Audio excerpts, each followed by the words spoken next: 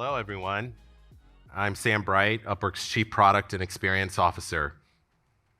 And I'm sure I'm not the only one who was blown away by watching those videos and hearing the incredible stories of Bogdan's perseverance in the midst of the conflict in Ukraine, as well as hearing from Ryan and how he seeks to give back to local youth to help them achieve the same success that he has achieved. And his admonition to all of us about not being entrepreneurs, but being entrepreneurs. I'm so thrilled, Ryan, that you're here with us today at WWL. Let's talk for a second about talent pools. Let's talk about how one of the rules of old work stated that you had to find talent based off of what talent was located geographically within the commuting radius of your office. And then the pandemic happened. And the concerns about the feasibility of remote work vanished. People no longer were constrained by geography. If anything, they needed to be able to access remote work in a very different way. We weren't limited to just badges. Since the pandemic has ceased, many of us have started to think about this new world of work and have started to think about how we can get benefits associated with remote work in a different way. Both being able to fill skills that might not be available in our local geography, have access to talent that might be more affordable for what we need for our businesses, and also being able to truly diversify our workforces. The panelists on stage with me today are product and engineering leaders who have seen these benefits firsthand through finding and sourcing talent through Upwork's platform. And we'll share with you a little bit about their journeys of going through the process of using distributed remote talent to help scale and grow their businesses. So I'm pleased to be joined today by the following leaders. Deb Elias, Director of Product Strategy and Operations at ChargeBee. Hi, great to be here. Vinod Kartha, Vice President of Strategic Initiatives at UST. Thank you. Hi. And Chris Richardson, Deputy CIO at Arizona State University. Hi, everyone. I was in your shoes 4 years ago in San Francisco, same sort of event, so it's good to be here. Thanks. And glad you're back. So let's start our conversation, and by all means, this is a conversation amongst friends, even though we have many folks watching us in person and virtually. So feel free to jump in on any question that I ask. I'll start with you, Deb, on a two-part question. First, how does your organization leverage remote global talent? Mm-hmm. And then secondly, how has that evolved over the past couple of years? Oh, that's a great question. Well, ChargeBee is actually a remote-first global company. That's how we currently operate. And in terms of the evolution, I would say over generally speaking, mm-hmm. over the last 10-ish years, I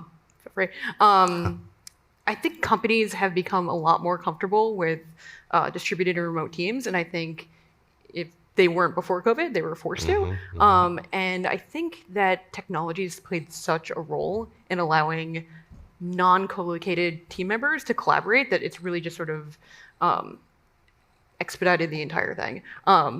But as teams go more global and there is a greater distance between people, especially with time zones, mm-hmm. organizations have to be very thoughtful about how they're structured organizationally and where people who have to work together sit. So you have, as many overlapping working hours as possible and very deliberate in terms of their ways of working between mm-hmm. asynchronous and synchronous work. So I'm hearing a degree of intentionality, going through that change management process. Super helpful. We'll ask the rest of you about that as well. I think before I go to you, Vinod, I wanted to just congratulate UST for its recent recognition by the Global Sourcing Association as Changemaker of the Year for the way that you've taken a really innovative approach to strategic sourcing. So congratulations. Thank you. And super exciting. With that backdrop, would love to hear your thoughts on how UST is embracing on-demand talent and also how you plan to do so going forward. Absolutely. Thank you for that, Sam. So UST partners with Global 1,000 firms in their business and technology transformation journey by providing services, solutions, and expertise. So we've all seen what's happened in the last 3 years post-COVID with remote work becoming the norm, more talent wanting to get into freelancing mode, everybody dipping into the same FTE talent pool, which is either shrinking or getting stagnant. And the only thing that matters is money. Who can give me more money?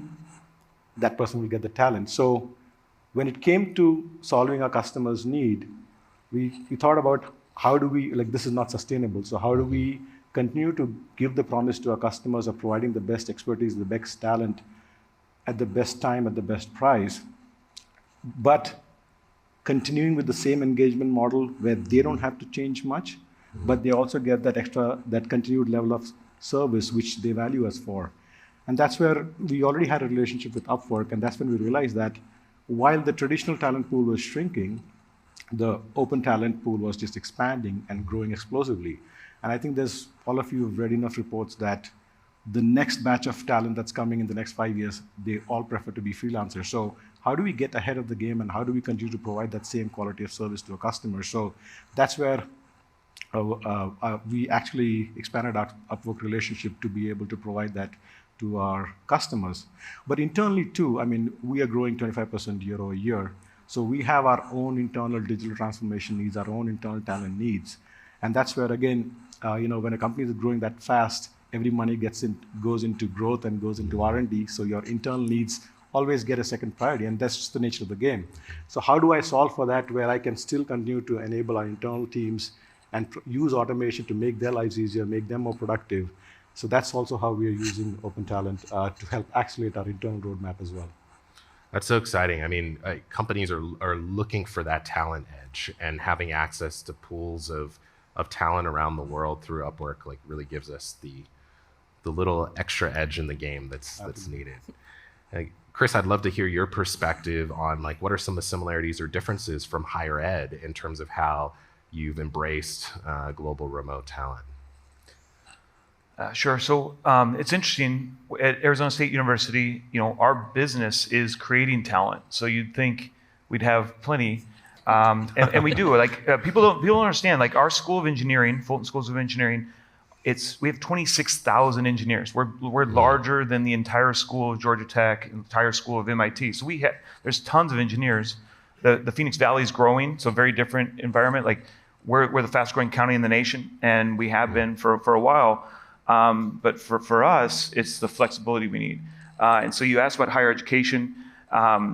Many schools, someone was talking about it just at a lunch today, that schools are like sloths.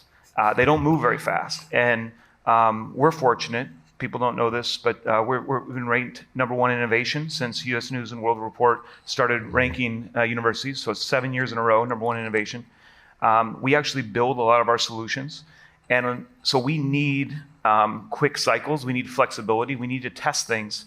And that's where kind of Upwork comes in for us. We can try a new tech. We can try a team. We can try a new product. We can build the MVP and get going.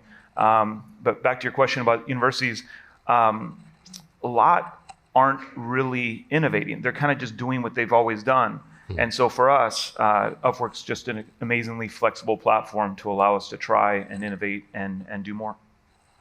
That's awesome. And we welcome all 26,000 of those engineers to come. Many of them are on the platform, and it gets us in trouble because we can't, once you work with us on Upwork, we can't hire them. But hey, that's a contractual problem. We'll talk to Brian about that. Well, yes, that's just us continuing to expand the talent pool together. Deb, I'd love to hear from you. What convinced you that, going down the path of hiring remote talent was both worthwhile and even necessary? Survival.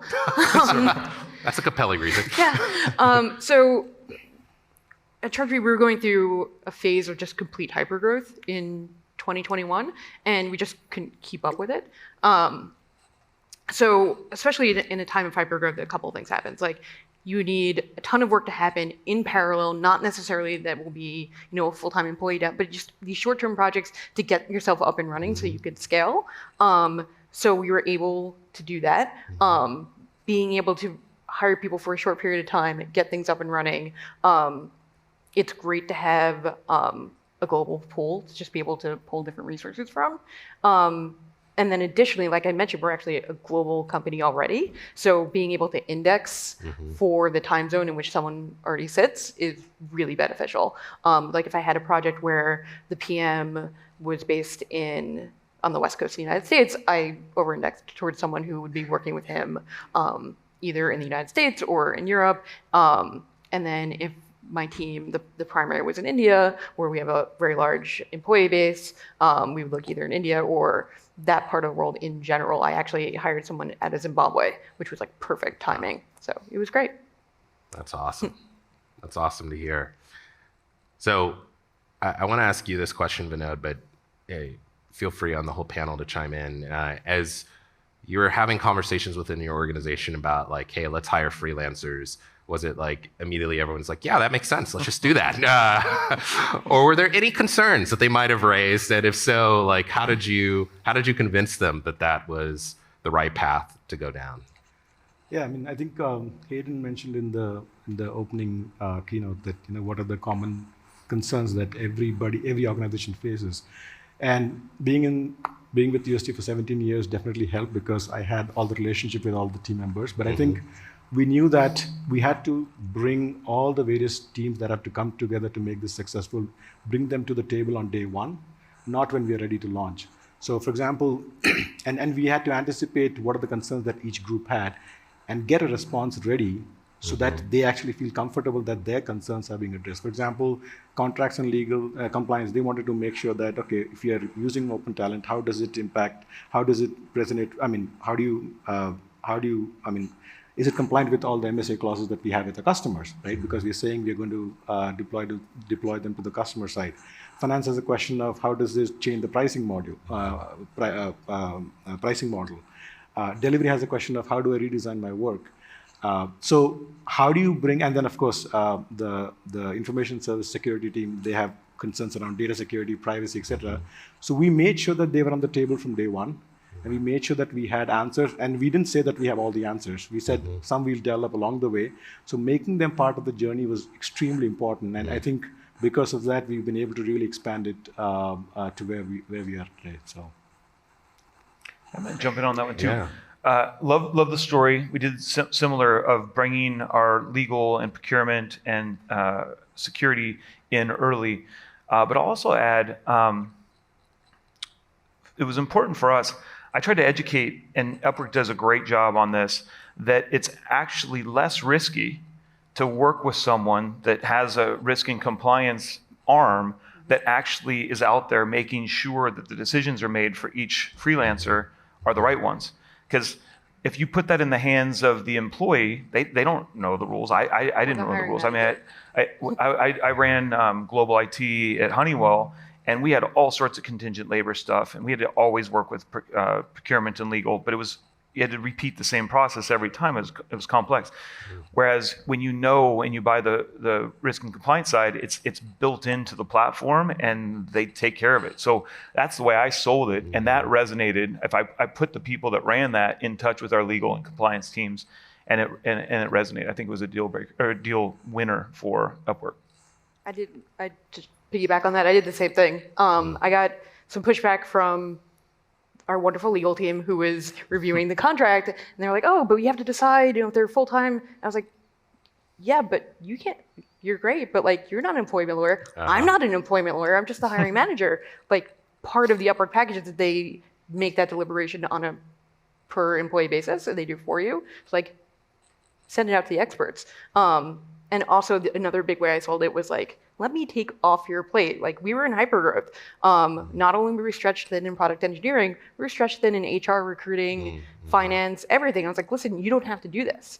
I don't need our recruiter who's trying to fill, I don't even know how many full-time headcount to review hundreds of resumes. The Upwork team will do that. You don't have to worry about getting the I-9. Like, they will take care of all of that. They took all, I work in product. Everything's a build, partner, buy decision. And I said, we're going to partner with Upwork and have them take all that heavy lifting off of us so that our product and engineers can focus on product and engineering and really leave our HR finance to worry about the other headcount that they were already drowning in. That's such a story that resonates.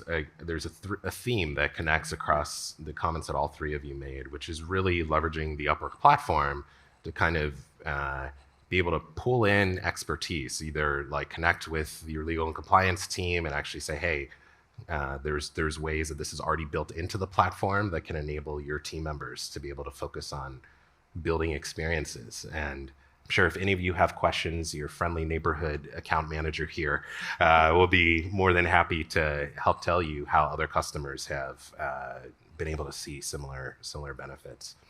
Along those lines, I'd love to understand, Deb, like what are some of the specific issues, the talent that you've sourced through the Upwork platform have helped you solve? Like what are some of the like pain points that you've been able to address at ChargeMe? Well, for me, in my personal experience, it's been a lot of, because we're in growth scaling mode, we need to get a lot of like processes and best practices in place, which was able to just like sort of, like I said, get someone on a discrete project and then sort of transition it over to someone else.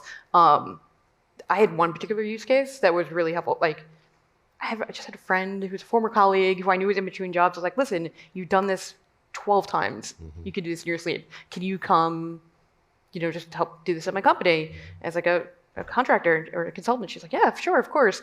But again, because our legal HR were just so overwhelmed, I couldn't find the form. And I was like, what, just go on the platform, sign up as a freelancer, bring your own talent. And I was able to just do everything through that. She came on for 6 weeks, rolled off. It was great. So it's the flexibility. And us all as product and Eng leaders are always looking to scale up or scale down as needed. And so it's... And I was also able to get like a senior executive to do something that was relatively easy for her, as opposed to trying to train up someone or get someone junior to step up. Yeah. It was a nice gap to fill. That's awesome. That's awesome.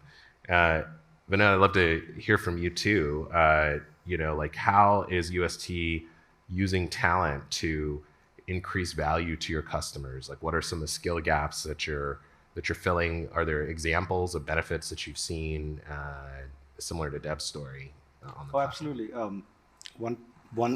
So I think one of the biggest values that we've been able to unlock within the organization is, everybody's vying for the same dollar. So everybody's trying to stretch the dollar, and that dollar only gets you the most important and most urgent stuff done.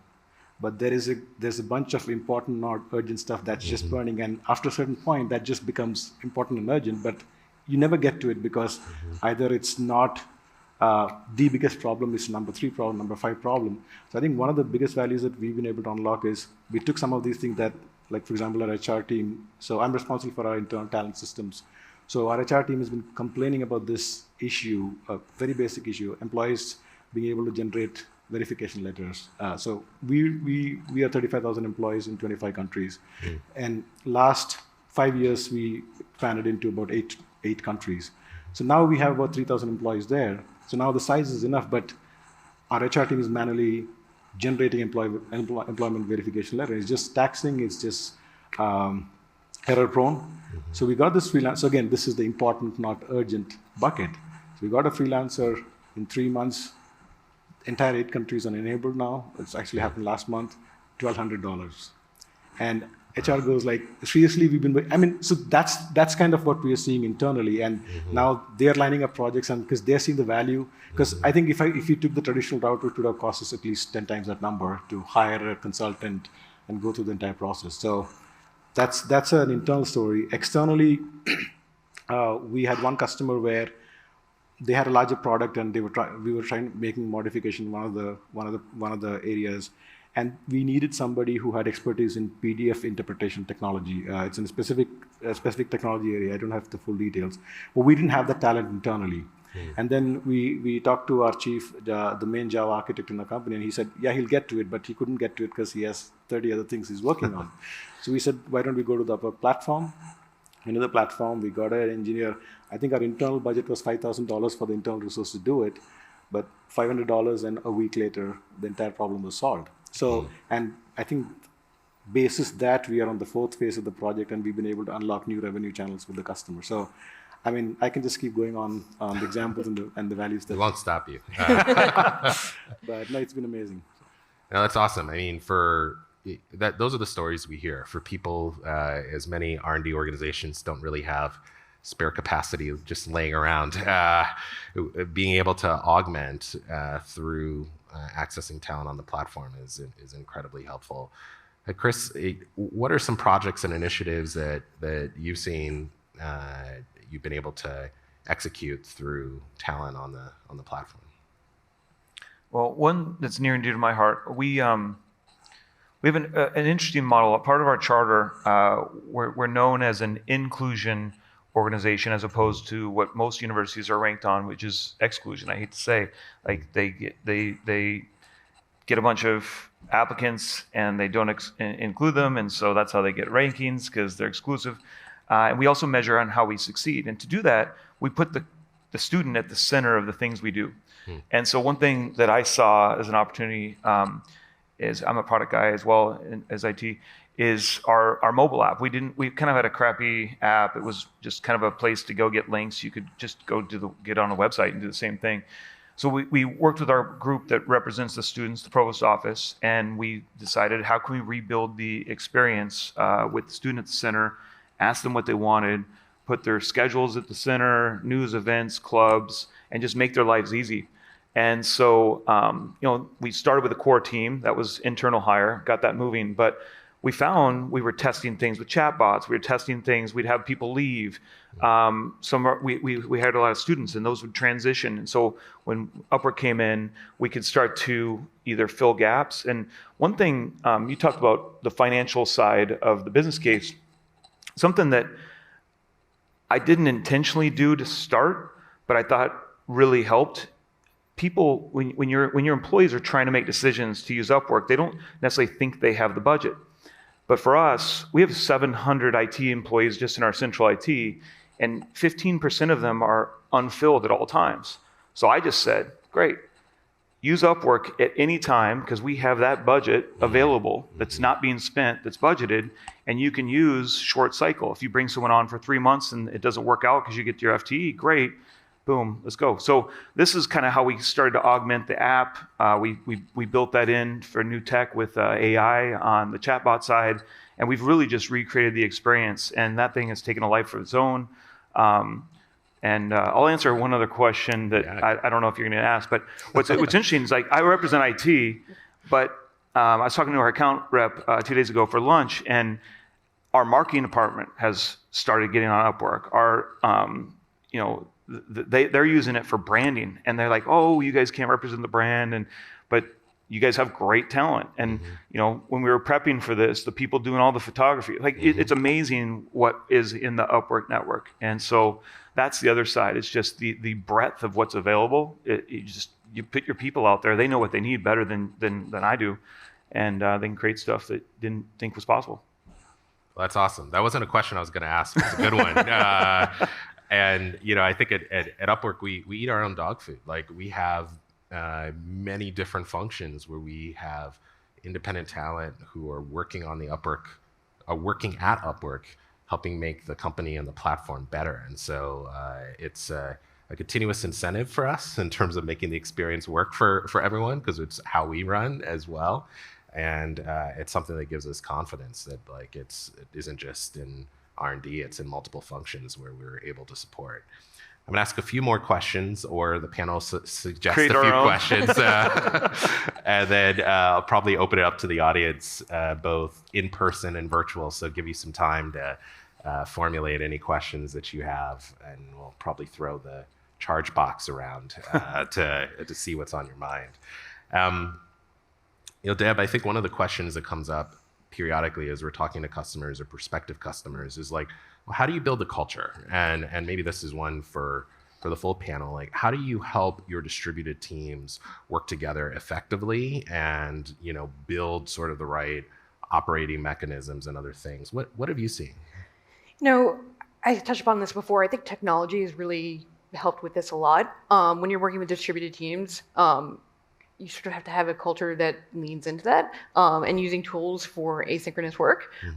There's always a balance between asynchronous and synchronous, but the goal, especially if you have fewer overlapping working hours, is to use meetings very sparingly and have them be good uses of time. So we use tools to do a lot of asynchronous communication ahead of potentially have a meeting. Like you always try to solve it and have everyone have all the information ahead of time. So we rely on, like, not to plug any tool, but like we're very Slack for communication.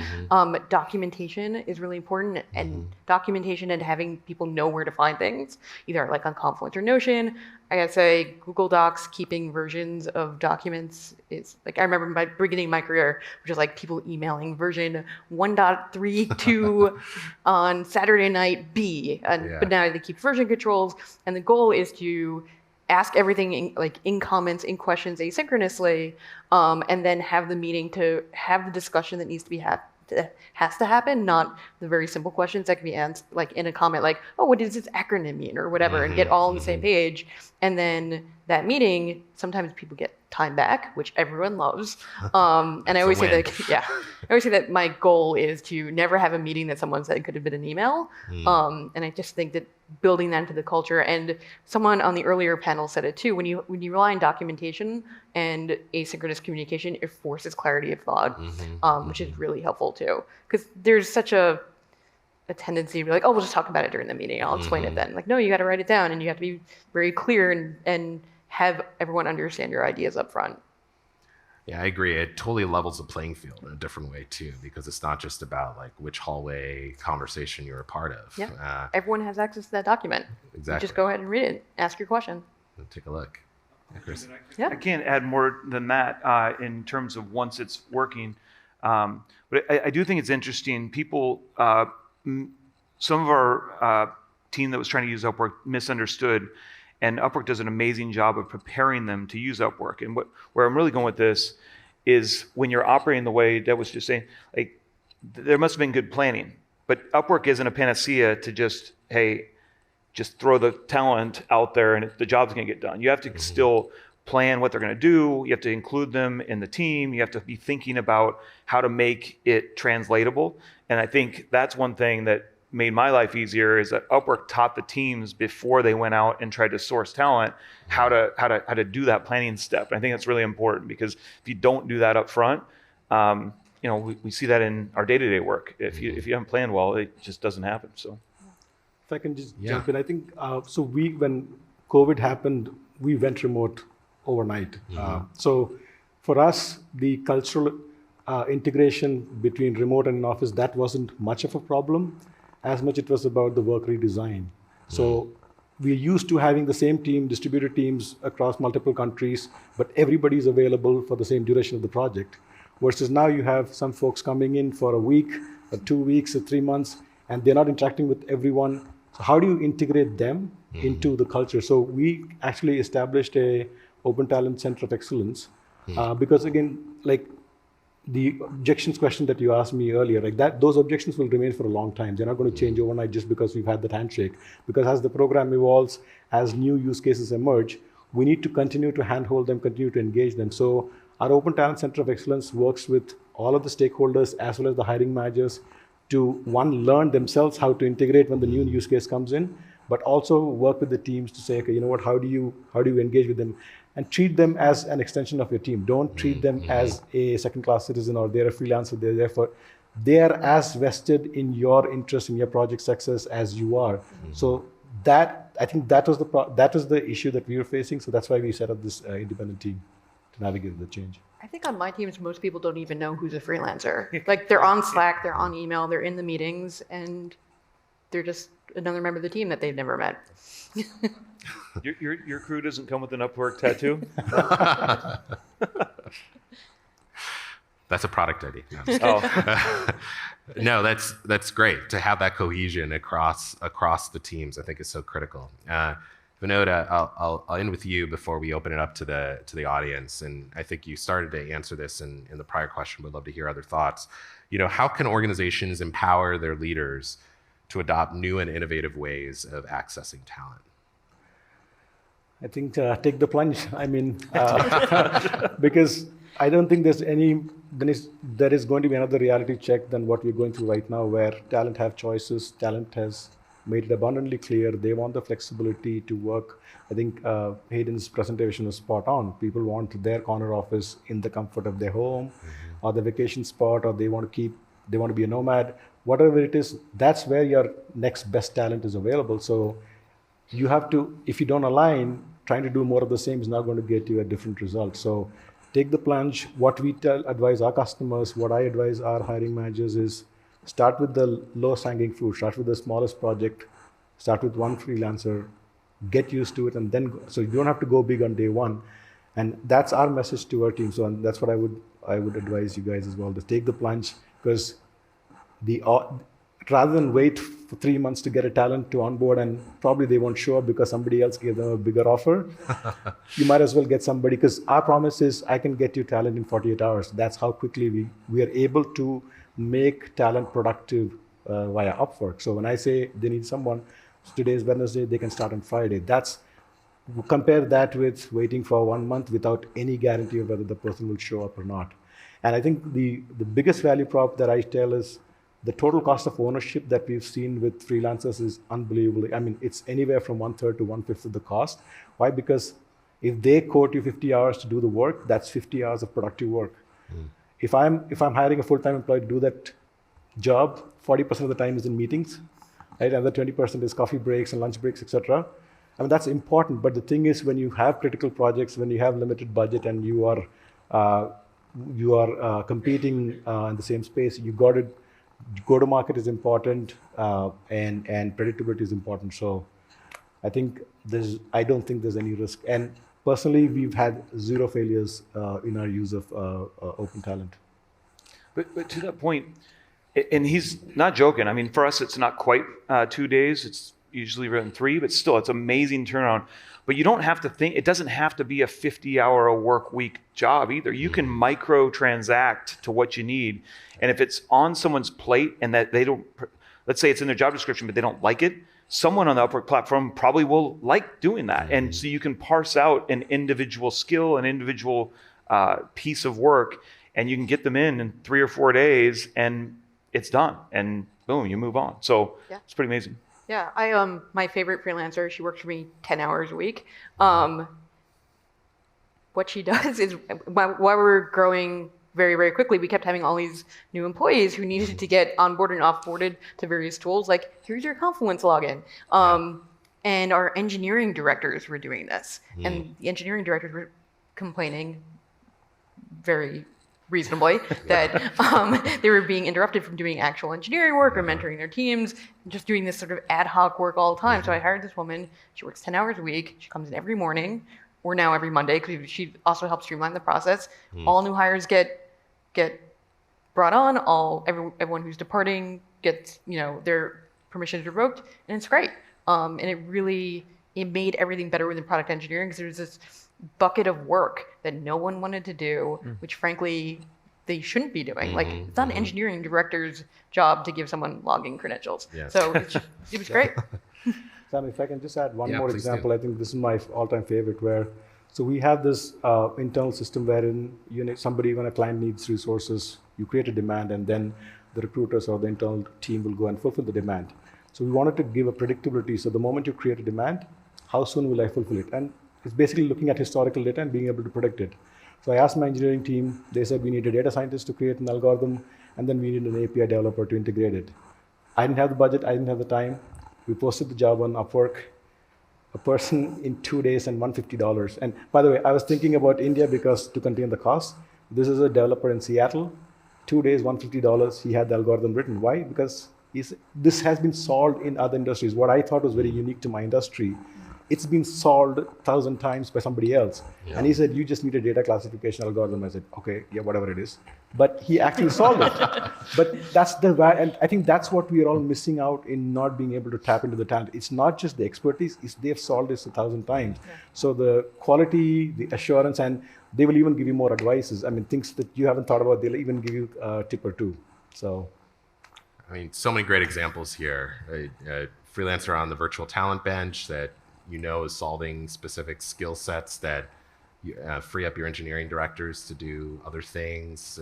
Vinod talking about, how you're able to like access pattern recognition from freelancers who have solved the same problem multiple times. And Chris, even being able to break out the work to into microtransactions and have the flexibility if one freelancer doesn't want to do the work for whatever reason or wants to do a portion of the work, to be able to pull someone else in ways that would be much more challenging for full-time employees to have that same degree of flexibility.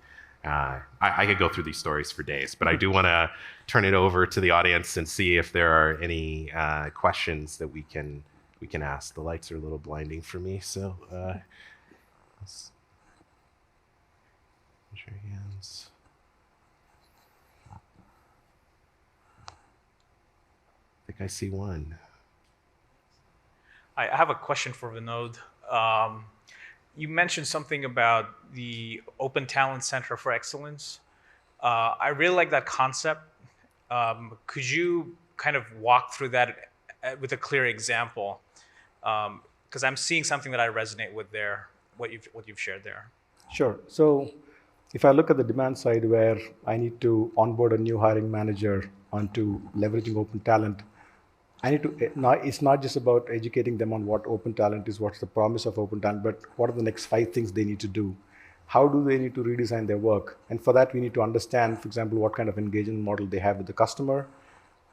What is their MSA state? Are there any stipulations that prevent us from using? These are things that they can't think through. So we have to, because we know those, we have an SOP of those 30 objections all the objections that we will get. And we go through the list and we actually educate them and explain to them, okay, this is not applicable, this is applicable, we've solved it. For example, data security, don't worry. We have a VDI solution where all the data that is exchanged between the freelancer and the customer is all protected. So there's no issue about that. And so we go through that line by line, and then we tell them, how do you start? So for example, you post a job description on Upwork, we get the talent, we'll do it for you. Because the first time we want to give that hand glove service, because this is a very new way for them to engage. We want to make it seamless, and we want to take the operational things away from them. And once they get the talent, so based on the scope of work, are they an extension of your team, or are they like the ninja who's coming in and getting the work done?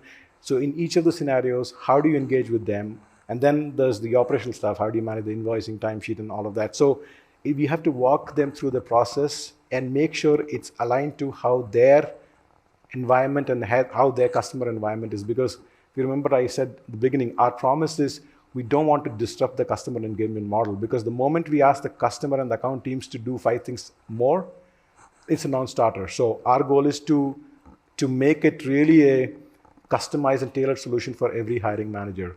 And then on the supply side, managing the freelancer, making sure that we are able to curate the right set of freelancers. We do that first set of vetting to make sure that they meet the requirements, because remember, this is a hiring manager who used to looking at a resume and interviewing people. And we are telling them, you don't have to interview. Like, you interview to validate whether the person is who he or she is saying they are. But on the platform, there are 1,000 validation points. You don't even need to interview the person. They have their previous history, their products, their projects, their ratings, how much money. Relationship with your company? Exactly. So there is so many data points. So these are all things that you have to educate. Some people get it very quickly, but most people who are used to the traditional way, we just have to walk them through this. And like I said, and then we have to go back in the last 1 year, how our relationship with Upwork has evolved.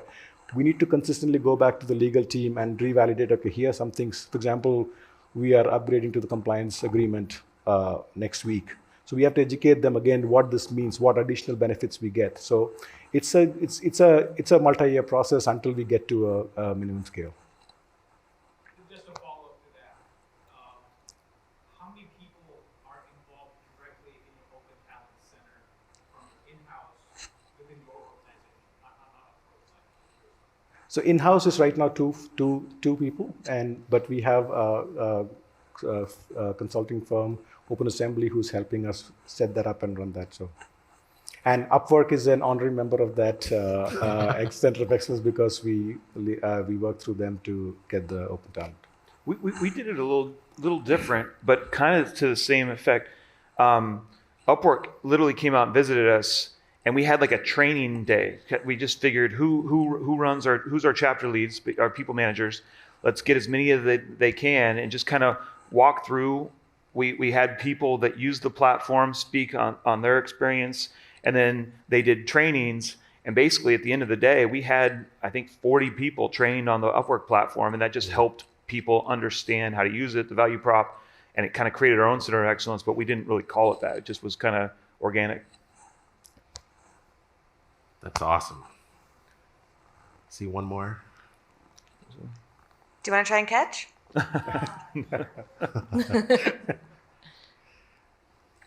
Nicely done. Thank you. So how do you balance when to bring in a freelancer versus not wanting to stifle what could be a new growth opportunity for internal employees? Who wants to jump in on that one? I think it's no-brainer at this point because the crunch for talent is so crazy. There is the backlog of stuff that needs to get done is insane. There is no way that I can actually get my existing team to. I mean, there's repackaging of work I can do where what they're doing, I make them stop doing that and take on more higher value add work. But it's mostly providing them the support to get more work done because they're struggling for talent right now. So we are right now it's all about getting freelancers to augment the team for short periods or based on scope of work that we define.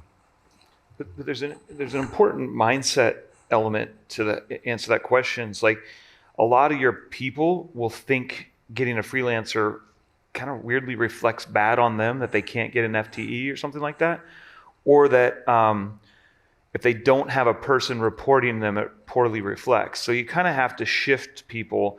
Kind of what you were saying earlier is that you just want the right talent doing the right job. And when you can get someone in 3 days to get started, okay, still search and get your 3-month FTE. And maybe you make the offer and they don't take it. You still got someone in 3 days in and they're still going. So I think it's more just getting your teams ready to realize that talent is talent. And I don't think I've heard it on the panel, but the freelancers are unique in that they care about their craft and they want to do well. And if for some reason it's a bad fit, you can remove them very quickly, and they know they're not a fit. So there's just a really interesting way that the talent pool kind of self-selects for the right role anyways. So I think it's more a mindset. You get people ready, try it, and get started, and you find it does great things. And you can always repackage the work more than one ways to be able to divide into tasks or outcomes so that the core can be still kept with the core team, but the extra stuff that they can't get to it anyways in the next 2-3 months because of everything else on their plate, you can actually get freelancer help to get your roadmap, further ahead on your roadmap. For me, it's a timing issue, but sometimes you can sort of bring it together. So if it's something that needs to get done very quickly, you probably bring in a freelancer who has experience doing it in the past, and they've already done it, they know how to do it. If it's something you have a little bit more runway, and you have the time and capacity to coach a more junior person to do that, and sometimes you can do both. You can bring in the freelancer and pair them up with the junior person so they can actually learn, even if it's not like a full-blown mentorship, because that's maybe a little inappropriate, but just like watching and observing and how it worked and having them sit in all the meetings and see all the artifacts that come out of it, it can be a growth opportunity while not sacrificing your timeline for getting something done. And the next time, the junior person can take a shot at it. Well, awesome. Is there one more? Let's practice with the catch box whenever we can. All right. Well, Deb, Vinod, Chris, thank you so much for the wonderful discussion and the lively discussion, even proposing questions. That was awesome.